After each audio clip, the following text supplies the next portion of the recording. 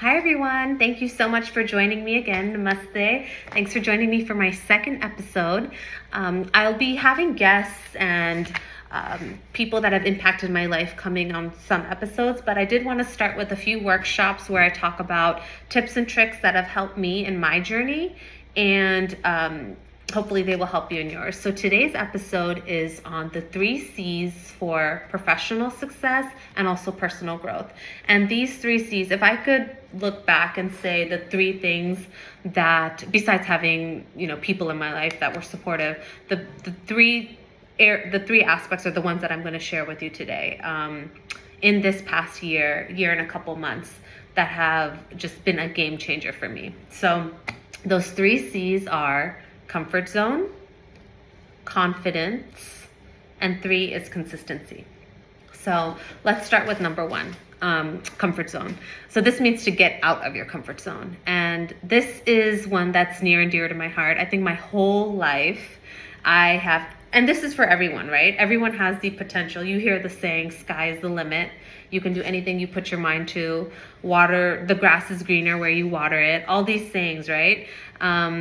That's so true. I think my whole life I have just stayed where it feels comfortable, warm, fuzzy feeling. I went to college nearby my house. I lived at home till I got married. So many things. And I'm not saying these are good and bad, but my desire to take risks now has increased with all the things that have happened to me in the last year. And sometimes I do think that if I had this desire to get out of my comfort zone sooner, what would have happened? What would the outcome be? And I see this in a lot of people nowadays. I see this in a lot of Gen Z, that boldness, that desire to get out of their comfort zone, that grit, that work ethic. And comfort zone this is much easier said than done. It's like a safe, nice, warm, fuzzy, nice place to be. Everything is going right. Why would you want to get out of that place? What if there's fear that the next step is going to be a failure? So this is an area that, like I said, I think until the past year, this has always been in the back burner. This has impacted every decision of my life. And it's just always been prevalent. So the second that I got out of that, yes, there's still fear in me. There's still like, oh, will this work out? Or am I doing the right thing? But so what? If it's not the right thing, it's going to be a lesson learned. And if it is, then that could be a beautiful experience. There could be massive success with that. There could be so much growth with that. So as I've gotten older, I've been leaning towards the riskier side, and I think that is through the transformation that I experienced in the last year, and I'm so happy it happened. I don't want to sound like I have regrets or anything. I'm happy it happened when it did. It obviously was the right time for it.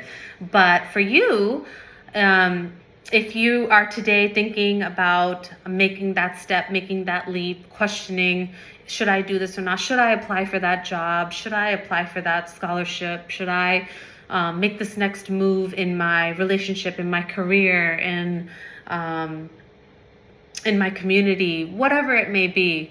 I would encourage you to do it. What do you have to lose? If it isn't the right decision, you're going to get a huge learning opportunity. And sometimes the biggest lessons are our failures, right? That's where we have our biggest growth. And if it is the right step, then you just did something huge for yourself. And I do want to go back to the growth part, because when we do have that failure, I think that's when we do have our biggest lessons learned. I feel like not to sound ungrateful, I'm very, very grateful, but I do feel like I did have it very nice, growing up. I mean, I knock on wood, I have both parents that love me, very close family. I had it good, so there wasn't really that trauma, that grit to, not that I'm saying that I want that, but you do see in some kids that have difficult childhoods or this and that, they have that grit, they have that desire to get out of their comfort zone, that hunger, and I'm only getting that now because I'm like, where did the years go? First of all, don't count COVID just, that sliced like 5 years right out the drain. But my entire 30s, I'm like, what happened? Mentally I'm still like in my 20s, so I'm like, what's going on?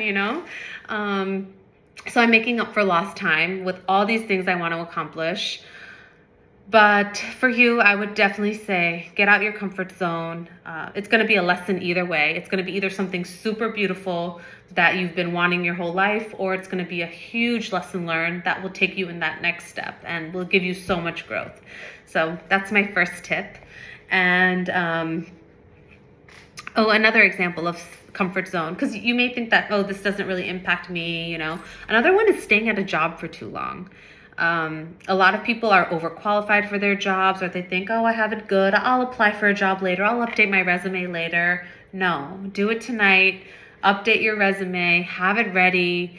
Because if you're not happy, you're wasting your years, it's so important to prioritize yourself and your happiness. So if you are, for whatever reason, unhappy in your 9-to-5, your corporate job, I would definitely encourage you to do what you love, because then it doesn't feel like work.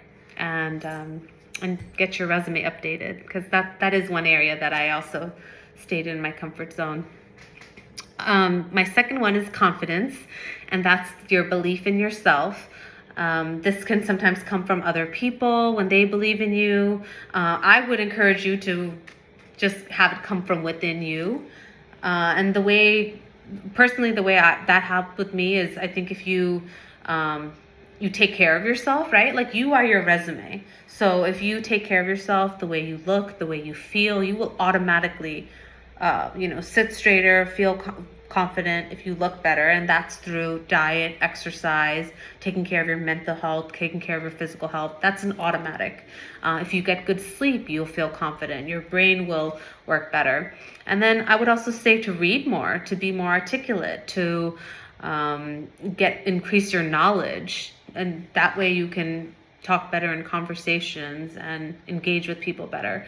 But confidence is, that's a tricky one. That also, for me, I've always been a confident kid. I think in the last 10 years, it's sort of dwindled a little bit due to so many different things. But I think in the last year, it's slowly coming back, and that's something that also comes with age and experience and, I guess, success, professional success, personal growth.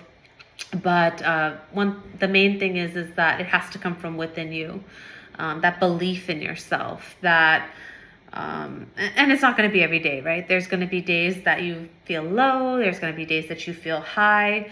You can also journal. That helps with that, to just reflect on how the day went and how you feel. But it has to come from within you. And like I said, taking care of yourself, your appearance, your mental health, all of that will help.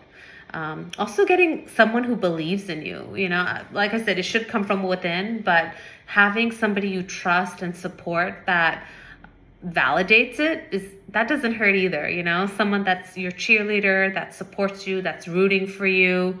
That was a game changer for me, because it's like that confidence was there in me. It was maybe like hidden under something, or covered like under a hard shell. But then when that person believes in you, it breaks open that shell like a piñata, and then the good stuff comes out. So it's within you. So if you're going through, a period of insecurity or imposter syndrome, which, by the way, you're not alone. Everybody gets that. Even the best of the best get that.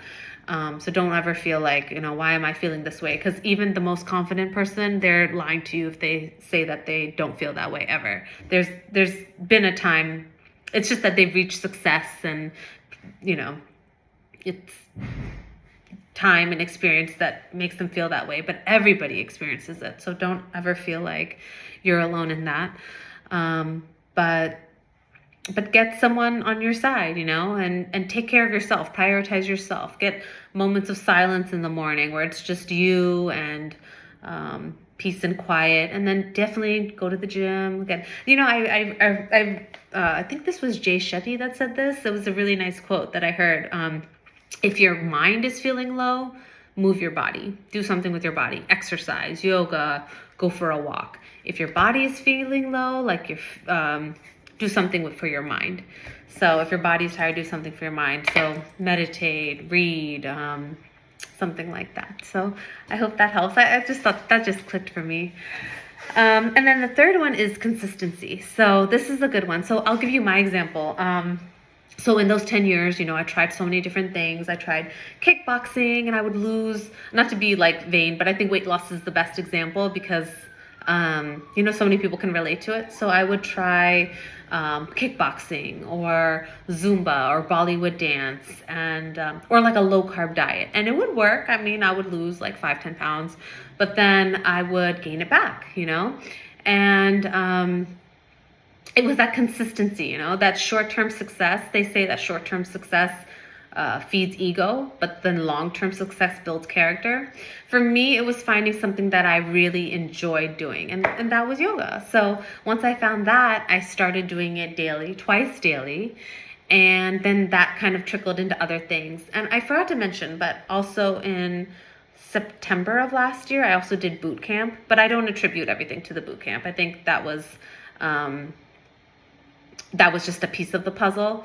I think it was the yoga, the diet, the knowledge, the reading, like being more aware of the reasons why. Because I love like knowing the why behind something. Like if you just tell me to do something, I'm like, okay, but it won't stick. But if you say this, the science behind it, if you tell me, well, if you do this, then this, and this happens, then I just get so intrigued. So I started, reading more. I started reading about the benefits, the reason why we do certain things in yoga and beyond. And then I started, walking, boot camp, all sorts of things. So that consistency really happened, like I said, in August. And then from there, it was a game changer. And it didn't happen overnight, I wasn't, like I said, I could feel it, but people didn't start noticing till October. But then when people were noticing, they'd be like, oh, wow, Sunaina, you look great. Don't lose any more weight or this and that. And, it felt good after so long. For so many of these people had never seen me like this, So many of these people were my kids' parents, friends, or people that hadn't seen me 10 years ago. They hadn't seen this version of Sunaina. So they were just, wow. And I could have let that get to my head. Like, okay, I'll stop now. I'm good. But no, I just kept on going, partially because I enjoyed what I was doing, right? Like that's so important to enjoy what you're doing. And also because I knew I hadn't reached my goal yet. I still haven't reached my goal. But yeah, just be consistent. And there's going to be days in that process as you're being consistent that not every day feels like a win. For example, you may have one really bad meal, one cheat meal, but it's okay. The next day, just do better, try better. As long as you're trying your best, that's what matters. I think if you have 10 cheat meals in a row, that's a problem. But if you don't just stop living your life, find your balance and try your best and be as consistent as you can without beating yourself up. So, not to bring this all about food and diet and exercise, but those were my 3 C's for personal growth and success. Again, it's comfort zone, getting out of your comfort zone. 2, then there's consistency. 2 is confidence, so that belief in yourself. And 3 was consistency, where if something is working, keep at it. Don't give up. Don't fall into that short-term success when you achieve short-term success. Be like the rabbit and the bunny. Be like the tortoise and the bunny. Take your time. Don't fall into that short-term success, and just do your best. This is a journey. Enjoy the journey. Because then you'll never be happy. So enjoy the journey, and learn as you go, and don't forget to inspire others. Because another thing that I noticed was as I was on this journey, like my November, October, as I was, even though in my mind I hadn't reached my goal, I was inspiring people. So I had a few friends that joined the boot camp that I joined. I had a few friends that started IMF. I had a few people tell me, several people tell me how I would brighten their day, I would make it positive. And those words really helped me on the days that I felt like, oh, I haven't made progress today. Or there were days, weeks where the scale wouldn't change, like I felt a difference and I'm like, okay, the numbers should be going down. But numerically I wasn't seeing any success. So, but then those types of words of encouragement really help. So you just never know who you're inspiring. So I guess I should add a fourth C, or maybe a P, positive. So be kind, or K, CCCK. Be kind to yourself, because this isn't easy. This is a transformation. This is, and whatever you're doing. I'm talking about weight loss, health, growth, spiritual growth, so many different things. But whatever your transformation is, maybe you're looking to change your career path. Maybe you're looking to do a huge goal for your family. Maybe you have other aspirations. Whatever they may be, I think these 3 C's will definitely help you. And I wish you all the best and much success. And I hope they work for you. Let me know if you have any questions and leave a comment below.